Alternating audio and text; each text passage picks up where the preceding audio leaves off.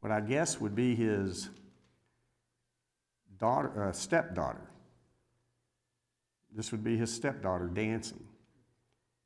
And he kind of flies off and he makes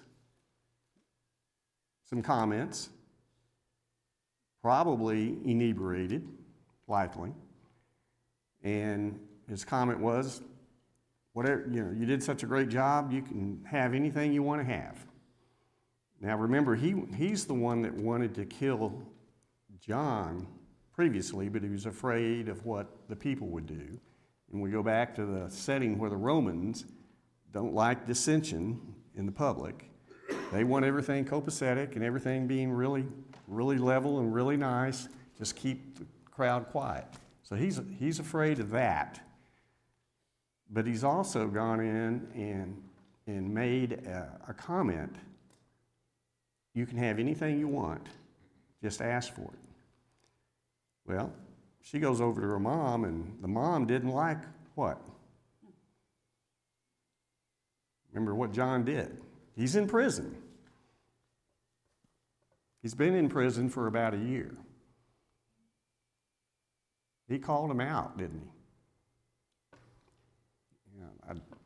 Do we today call people out? I mean, at the church, we used to do that a lot more than we do now. And I'm not trying to make a political comment here or anything, but do we stand up and say, hey, brother, sister, something's wrong, and you need to change? Do we? That's one comment. He did it, and he had a lot to lose. And he probably had more to lose than he really thought of when he got into it. But the mom didn't like it. And Simone said, what do you want? Bring the head to me. Goes to Herod, says, want the head of John the Baptist. You have him in prison. Why don't you follow suit? There's a lot going on here. He had been following John the Baptist. There's some thoughts that he, maybe not so much a believer, but interested in what he was doing. He was actually hearing what Jesus was doing and mistook what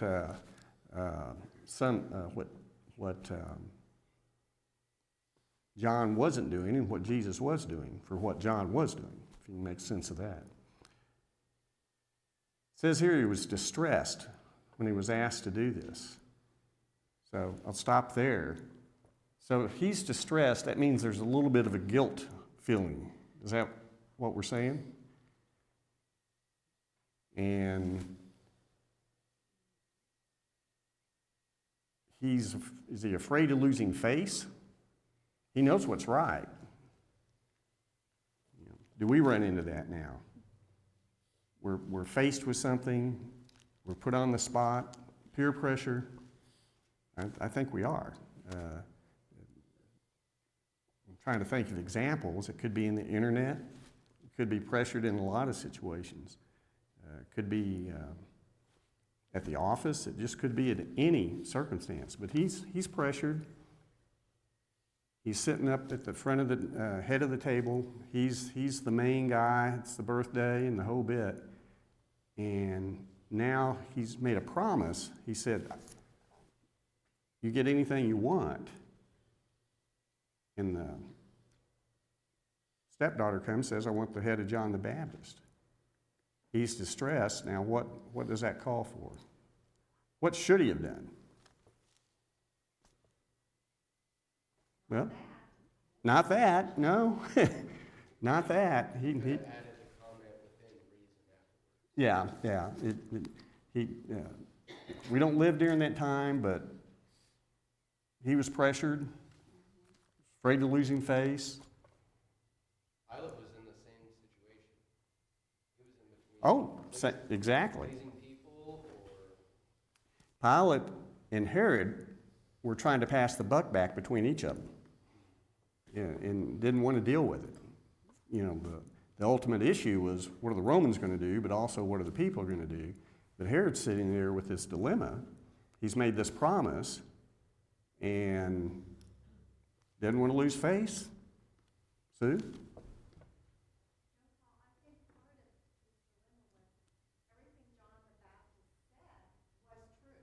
100% true. Yeah.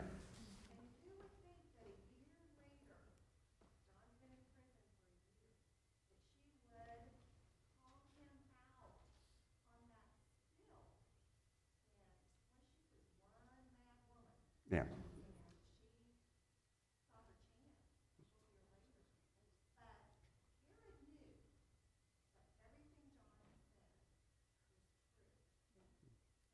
And he'd married his brother's wife, which was.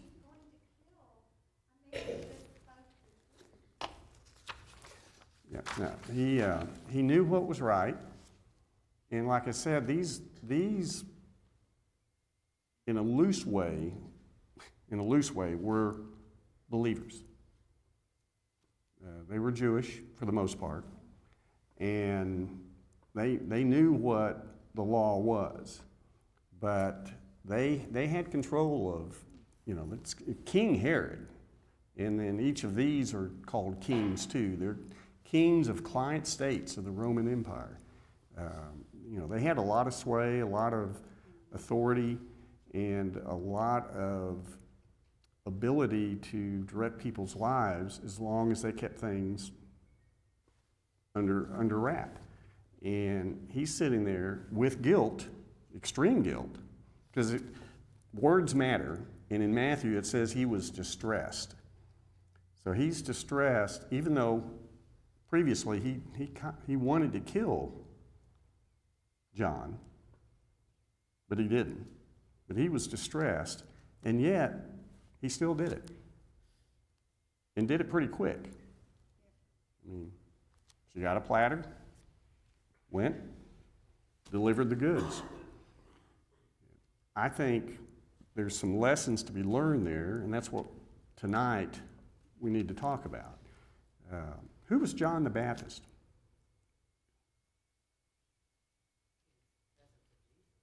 Cousin of Jesus.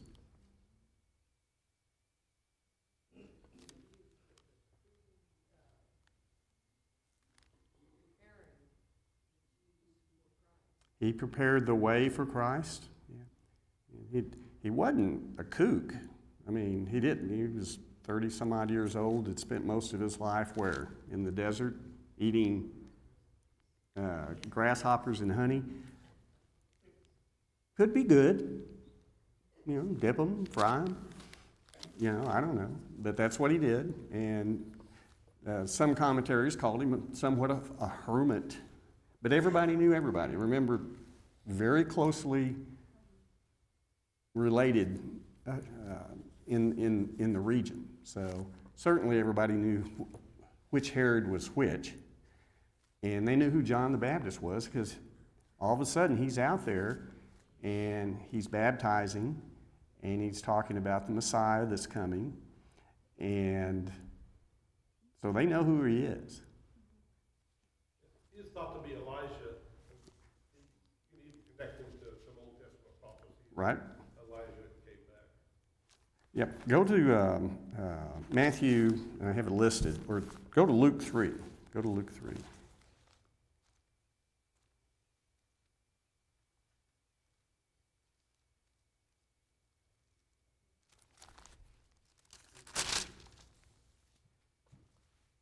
I'm not going to read the entire chapter, but I'll read, say, the first 10 verses. To your point, Alan.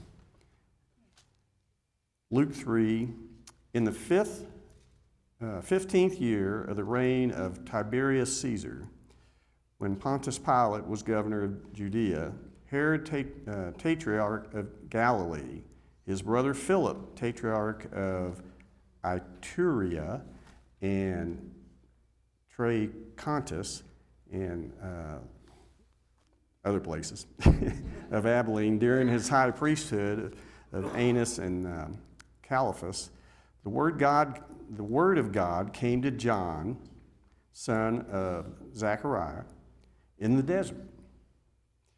He went into the country around Jordan, preaching a baptism of repentance for the forgiveness of sins, as is witnessed in the book of the words of Isaiah the prophet. A voice of one calling in the desert, prepare the way for the Lord, make straight paths for him.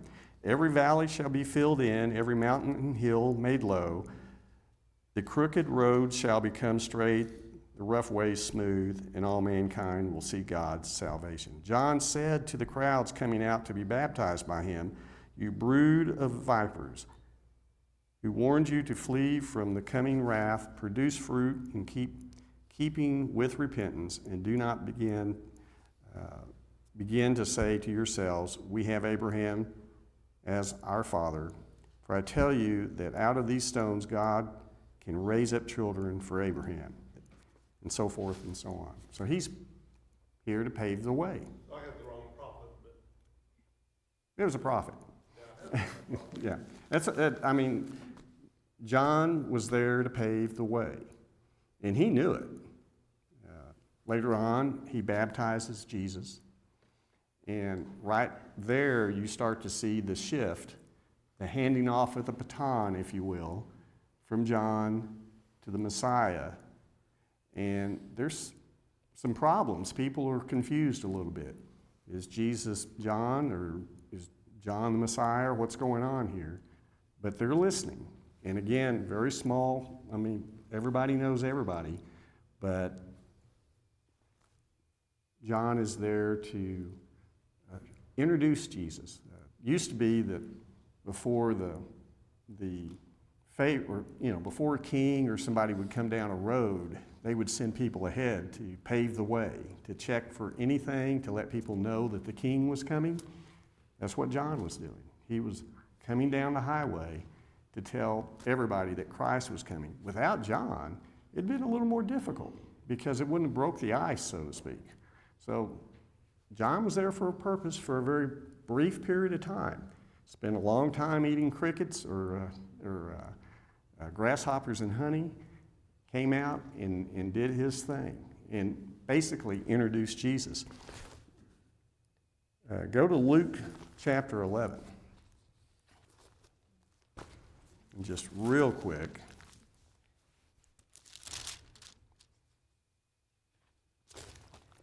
Verses 10 and 11. And this is Christ speaking. For everyone who asks receives, he who seeks finds, and to him who knocks the door will be opened. Which of your fathers, if your son asks for a fish, will give him a snake? And that's the wrong place. I apologize. Luke 11. No.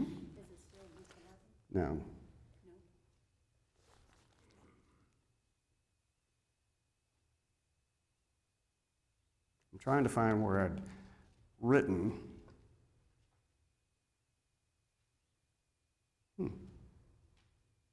Well, anyway, Jesus points out that who John the Baptist is, and it's not in that verse, and I apologize.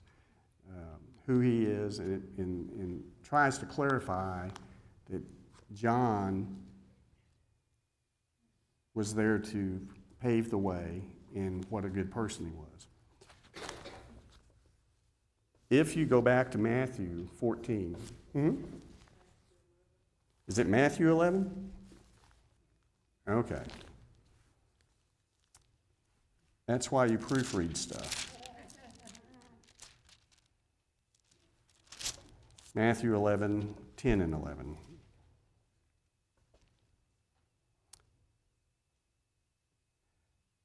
Then what did you go out and see? A prophet? Yes. And this is Christ speaking. I tell you, and more than a prophet, this is one about whom it is written, I will send my messenger ahead of you, who will prepare you your way before you. I tell you the truth, among those born of women, there has not risen anyone greater than John the Baptist, yet he who is least in the kingdom of heaven is greater than he. And so Jesus is pointing out, he understands who John is introducing John, making a distinction between the two. So you can correct my handout there. But if you go back to Matthew 14,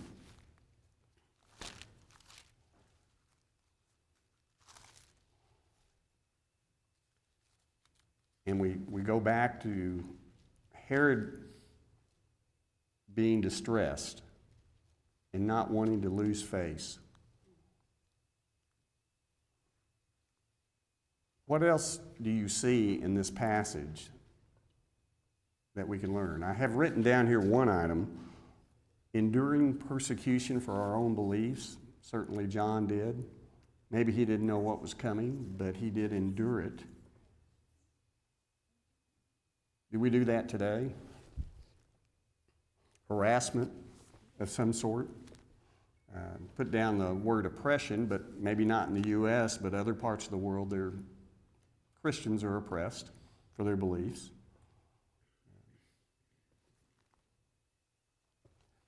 Banishment, we have that sort of. Ridicule, we certainly have that. That's where the internet kind of comes in. If you want to get ridiculed, go out on social media and make a statement about your faith. Go ahead and do that, particularly if you're commenting on something that's happening in society, or you're making a comment about something you don't believe in. You want to be ridiculed? That's the place to get it. You just have to go out and look at what happens after somebody does something in the public. What happened? They get tortured, don't they? If they do something, if they stand up for what they believe, whatever that may be. But if you stand up for what you believe is right in God's eyes, what's right through the Word, you will get ridiculed. So if you want to suffer some, you can go do that. But does that, are we supposed not to do it? Are we supposed to stand by, idly by, and let things happen? I'm not trying to get into politics, but I'm not sure how you don't get into politics these days. Bill, how do you not do it? But do we stand idly by and let something happen? John didn't, and it was political for him. Alan? Our beliefs were moral beliefs before they became political. Say that again? Our beliefs were moral beliefs before they ever became political. Perfect. That should be a bumper sticker. Alan said, our beliefs were moral beliefs before they became political beliefs. So we have to strip away the political thought mindset and not worry about that, because there are things out there today happening, everybody always says today is so much worse than it was 50 years ago or 100 years ago or whatever. Well, I wasn't around 100 years ago, but it probably wasn't. Probably the same story being rewritten, and we get our bite at the apple now. We get our bite at the apple, our chance to stand up. And so, yes, we're ridiculed, somewhat banished, if you will. You can think over the last 5 or 6 years, you get, what is it? I can't even think of the term. Somebody that uses social media where they just defriend you. Is that what it is? They write you off and block you, or there's even larger things. They ridicule you, ghost you, all sorts of things. Well, I'm supposed to feel bad. Whatever it is, I guess I'm supposed to feel bad about that, and I'm not sure we should. As long as we're doing the right thing and standing up for our moral beliefs, like John did, then whatever happens, happens. The losing face bit with Herod, maybe even at a more personal level, because there's opportunities in our life that we maybe didn't stand up or should stand up in whatever the circumstance, a social circumstance, family circumstance, where we have to stand up and do what's right. And that can be at a personal level, it can be at a larger communal level. So that story then is no different than it is today. Think of, I mean, it's not just social media. It can be any office. Thankfully, I'm not in an office anymore. But that sort of thing went on a lot, where you had to make a choice. If you don't drink, and other people are choosing to and trying to influence you, the choice and the option is that if you don't drink, maybe you don't succeed. You make a choice. Bill, you had your hand? You were raising your hand? I could say something. Say something. You were saying earlier about how on earth do we stay out of politics, and it's like, I feel like recently it's just gotten so out of hand. We're just trying to call rename the sun to be the moon and the moon to be the sun, and it's like, at some point we have to say, no, it's the sun. Just for example. And it's almost impossible to stay out of it because of the big difference in the teachings that are out there. I liked Alan's comment earlier. It's not a political choice, it's a moral choice. It's absolutely a moral choice. And John's beheading, it's sensational. And a lot of artwork is produced because it was a sensational thing, but it was there to tell a story. And they did the art in the 1400s. This fellow was like in the 1450s, and no one could read, and they were trying to tell a story. He stood up for something. If he's willing to give his head, maybe you're willing to stand up in some other form. There's a story here, and the words matter. Paul, do your lessons include Moses, the art of Moses? Michelangelo carved him in stone. Does your lessons cover that? Haven't got that far, but I can look. I can look. There's a statue of Moses with horns. It's quite interesting. Yeah, I can tell you there's enough artwork. Fully half the artwork out there was religious, and from the 1400s forward. And it was there to tell a story. It was the stories they knew, and it's what they wanted to communicate. But they had lessons in them, and they would take that art and they would teach from it. And then it would be a reminder. Again, if you're waking up at 3 a.m. and going in to get some warm milk, and you run into an art piece in your house that's a severed head on a platter, it's going to get your attention, and maybe you'll remember. Stand up for what you believe. The ridicule's going to come. The banishment's going to come. And, John the Baptist spent a full year in prison up to this point. So this didn't just happen overnight. But he stood up for it. And again, looking at the house of Herod, many of them were, I hate to use the term believers, they followed the law of Moses, or thought they did. And that's why there was distress and why he felt guilty. He knew it was wrong, and he knew everybody else knew it was wrong. But he wasn't willing to lose face to deal with it. Bill? I think that John the Baptist pointed out to them they were more relying on their lineage than their faithfulness. Yeah, and they had a lot to lose. It's like saying, call them the brood of vipers. Yes. The children of the snake. And they were quick to say, no, we're Abraham's children. Children.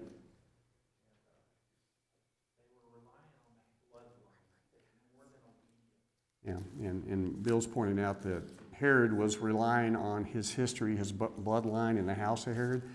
They had a lot to lose on this earth. They had a lot to lose. he and his brothers, his father before them, all of their relatives.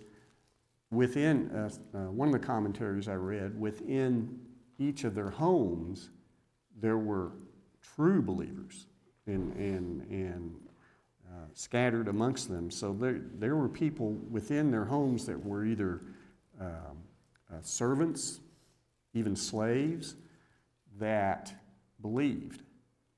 And so he had a lot to lose up there, and there was a lot riding on it from a losing face standpoint. But he wouldn't do the right thing. Wouldn't do the right thing. I think there's a lot of parallels in today.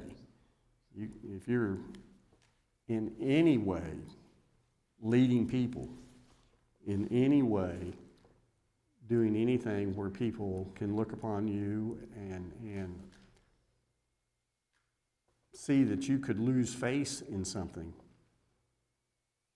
again, we have to do what's morally right. We have to follow the Word. We have to do that. Easier said than done when we're sitting in here talking about it. Everything's situational. Everything's local, if you will, when it comes down to it. So I'm talking to a group that has lived a pretty long time here. Take this and start teaching this to teenagers. And, what do you do? How do you approach teenagers with this type of story? How do you approach, young people that are just entering their careers, starting to work out of school? Your grandkids, your nephews, your nieces. This takes on a different vibe because they're in the mix of it. Not that we're not in the mix of it, but they really are. They're focusing on certain things, and all of a sudden the pressure's there. Is it easy for a young teenager to lose face in high school? I barely remember high school. It was in the 1970s. I know it. I know I went there. What I can remember of it, there was a lot of pressure to do something, to be there. I was a pretty boring, uneventful type of kid. Now, Cindy's going, I told stories of my youth that maybe were more eventful than you might think, but they weren't moral issues. They were getting in trouble issues. And there's a difference, right? There's a difference. Some of the stuff we used to do, but now I think it's so much worse. I mean, we were allowed to make mistakes, and we were allowed to say, hey, I'm sorry. I made a mistake. And be sincere about it. Contrite, as they say. Now, I'm not sure they're given that chance. They make a mistake, and they self-brand themselves. I mean, there's a lot of self-inflicted pain there that carries on, and because of the social media, because of everything else that they have, TV, whatever, I think kids have it harder today than we did. I really do. And maybe it's going to be harder in the future, but I would say open up this chapter and talk to kids about it, because they're entering into a period that they're going to be confronting things like this. They're going to lose face. Oh, if I lose face, or do I get banished, or people don't talk to me, or something? There's a lot of risk there, and this is, I think this story carries a lot today, a lot of parallels today. I get so confused when I look at that, and that was the least confusing chart that I could find. I mean, when you come down to it, one brother's marrying another brother's wife, which happens to be their niece. that's enough said as it is, but then you start looking at everything else that goes on in that family. It's a pretty mixed up bunch, but they were put into power and maintained their power from the Romans, as long as everything was good. So I don't know any families like that today, but I think there's a lot of other things that happen, and not focusing on that chart as much as just life in general. You know, other thoughts about, you know, this story of John standing up for, you know, it's not the beheading of John the Baptist. It's John standing up for his beliefs. That's what the story is. You know, some of the paintings have Simone, the stepdaughter, daughter, niece-in-law, and I'm not sure what you would call her, just there by herself, and the people knew the story so well, it was just, there's just paintings of Simone, and it says, Simone. Well, and they look at it, and they know instantly who she was and what happened. So that would be one of the oil paintings of the many that were printed or painted on the subject. Can you draw any other thoughts from this? Thinking through it? Think just any other questions? Because I can't answer them. I mean, it's too convoluted to get through the whole thing. It really is. It's a mess. But can you think of, you know, John the Baptist leading the way? You know, the other thing that this does, I should have remembered this, it starts a domino effect. We're going to go 3 minutes. 3 minutes. Yeah. And that's where I was headed. Cindy prodded me along here. You go to the next verse, 13, I believe it is. And when Jesus heard what had happened, he withdrew by boat privately to a solitary place. So the dominoes start to fall. All of a sudden, John, who was wanting to hand off the baton, handed off the baton, and Jesus was distressed. He had heard this. He was close to John, to say the least, very close. And he withdraws. And then what happens next? He feeds the 5,000. And this all happens in a very short period of time. And that's explosion. That's an explosion in this story. Herod has John beheaded. Jesus withdraws to a solitary place. Then people start gathering, and they gather. He feels compassion for them, and he feeds them. Then he leaves this place. What happens next? All within a very short period of time. He walks on water. The dominoes fall, boom, real quick. And, John the Baptist did his job. Forget about the beheading. That's not what the story's about. It's about him standing up for what he believed to the death and opening the door, clearing the way for Jesus. So I would say there's a story in this for teenagers somewhere. And you probably can do a much better, I am sure you can do a much better job than I. Just show them the picture. But the comment would be, it could always be worse. You could lose your head. It could always be worse. So next week, we have, who is it that's coming, Mike? Alan? World. Okay, anyway, I won't be teaching, so I don't have a piece of artwork for you to go research this week. We'll reconvene in 2 weeks. Be here next week. But it won't be another beheading. It'll be something less distressful for the. Huh? James Kennard next week. So thank you. And for those of you online, if my brother's online, thanks for watching from Texas. So you guys have a good one.